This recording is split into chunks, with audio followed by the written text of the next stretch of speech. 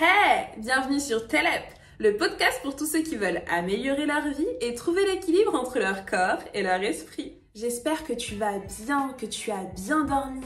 Si c'est pas le cas, j'en suis désolée et je te conseille activement de télécharger ton cadeau car j'ai fait un audio de sophrologie exprès pour retrouver un sommeil paisible et réparateur. Si tu as des insomnies, du mal à dormir, des troubles du sommeil, ça ne pourra que t'être utile. Tu as juste à télécharger ça en cliquant sur le premier lien en barre de description et à l'écouter minimum 2 fois par semaine pour avoir des résultats. Alors voilà, aujourd'hui j'aimerais qu'on aborde un sujet important, qu'on parle de la peur. Comment faire pour vaincre ces peurs? Pourquoi avons-nous peur? Il y a vraiment des peurs qui sont paralysantes dans la vie, par exemple ceux qui ont la phobie de l'avion, des araignées, des aiguilles, ou peu importe, quelles que soient vos peurs, au bout d'un moment vous en pouvez plus, surtout quand vous prenez de l'âge. Quand on est jeune, on se dit « Oh, c'est parce que c'est un enfant, il a le droit d'avoir peur, en grandissant ça ira mieux ». Mais lorsqu'on atteint 30 ans, 50 ans, on finit parfois par limite avoir honte d'avoir peur. Alors la première astuce que je vais te donner, c'est n'aie surtout pas honte d'avoir peur. On a tous des craintes, tous des phobies et des peurs. Donc commence par assumer tes peurs, ok? Ça c'est la première astuce. Dis-toi que tu es normal, c'est normal d'avoir peur.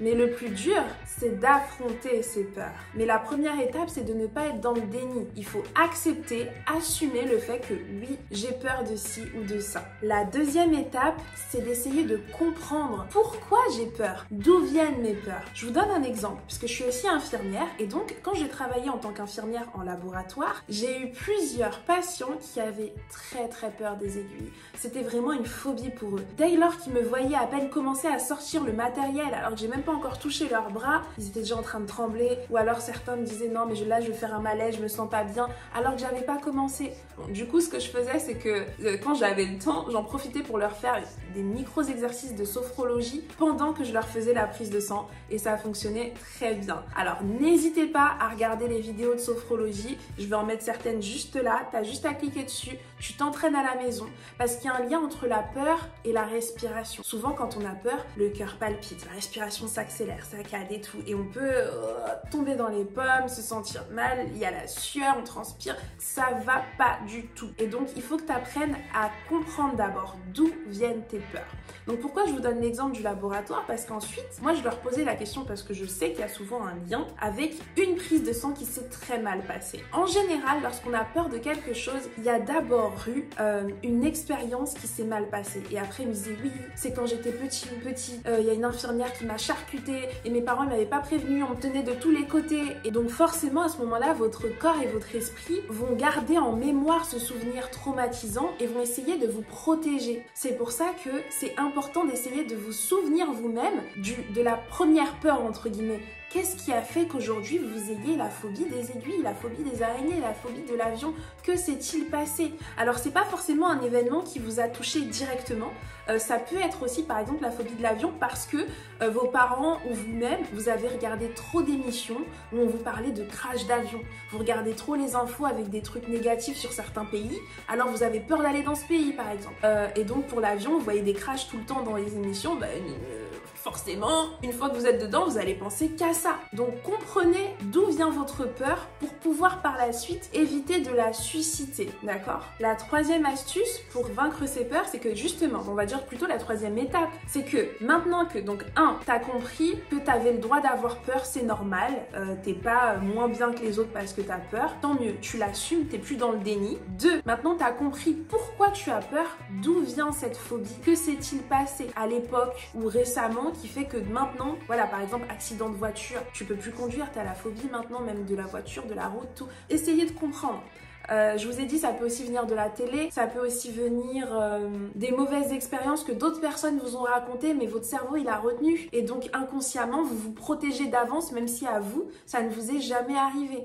On a toujours cette peur de l'étranger, peur de l'inconnu. C'est d'ailleurs, on peut dire que le racisme naturel, pas celui qui a été inculqué, mais le racisme naturel peut venir de là, du fait que tu vas dans un village et ils ont jamais vu de noir, ou dans un autre pays, ils ont jamais vu de blanc, et ben pareil, ils vont avoir peur parce que c'est... Mais c'est quoi cet être humain qui ressemble pas du tout au reste de la population? Et ça c'est normal d'avoir peur de ce qu'on ne connaît pas. Donc vraiment, essayez de comprendre d'où viennent vos peurs. Bon, j'étais où? C'était le 2. Et Et maintenant, donc, la troisième astuce, c'est de changer cet événement traumatisant en événement positif. Je vous donne encore l'exemple de la prise de sang. Donc ce que je faisais, c'est que je leur demandais d'où vient cette peur de l'aiguille ou de la prise de sang ou même du sang, qu'est-ce qui s'est passé. Et pendant qu'ils me le racontaient, déjà, ça leur permettait de lâcher prise, ça les aidait. Et ensuite, je leur expliquais que là, ça va bien se passer. Et quand je finissais la prise de sang et que ça se passait bien, je leur demandais de retenir donc cette dernière prise de sang qui s'est très très bien passée. Ils ont pu parler, ils n'ont pas trop senti l'aiguille parce que je les ai entre guillemets déconcentrés, je leur ai permis d'extérioriser, je leur ai donné des techniques de respiration. Voilà, tout ça que j'ai mis en place. En vérité, c'est 10 minutes maximum une prise de sang, vraiment. Mais en 10 minutes, vous pouvez leur demander, certains peut-être suivent cette chaîne et répondront en commentaire. Oui, j'ai réussi pour certains en 10 minutes à les aider à vaincre cette peur. Alors ça veut pas dire que à la prochaine prise de sang, ils vont pas du tout avoir d'appréhension, mais au moins maintenant, ils ont une expérience positive. Donc ils savent que ça ne se passe pas forcément mal à tous les coups. D'accord? Et c'est important en fait de pouvoir remplacer une expérience négative par une expérience positive. Et une fois que vous arrivez à faire ça, quel que soit en fait l'exemple, hein, j'ai parlé des aiguilles, ça peut être donc accident de voiture, réussir un jour à pas forcément conduire vous-même tout de suite, mais à remonter dans un véhicule avec une personne que vous savez qui a une conduite douce, qui respecte le code de la route, qui vous met à l'aise dans une voiture propre, avec une musique, une ambiance. Vous voyez ce que je veux dire? Et ben ça vous fait un trajet positif qui s'est bien passé. Et donc, par la suite, petit à petit, vous vous direz « Ah, donc c'est possible, je suis capable finalement d'affronter cette peur et que ça se passe bien, donc je peux recommencer. » Surtout, lorsque vous avez une expérience positive vis-à-vis de vos peurs, messieurs, dames, je vous en supplie, enchaînez, parce que sinon, les peurs vont revenir. Quand je dis enchaîner, c'est-à-dire réitérer l'expérience le plus rapidement possible.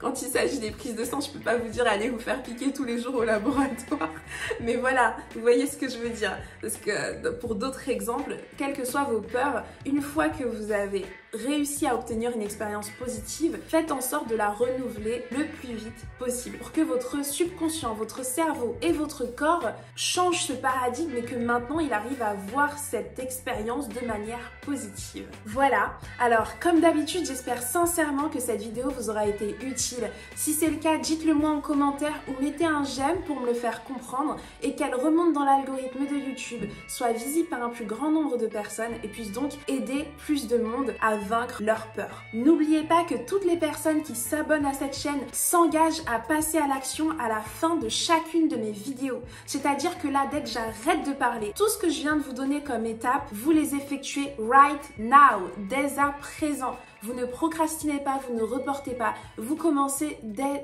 aujourd'hui. Donc si tu te sens prêt à vouloir affronter tes peurs, vaincre tes peurs, abonne-toi à cette chaîne car ça veut dire que tu t'engages à le faire officiellement. Et alors, bienvenue à toi dans notre communauté si c'est le cas. Je te souhaite une excellente journée. Telep!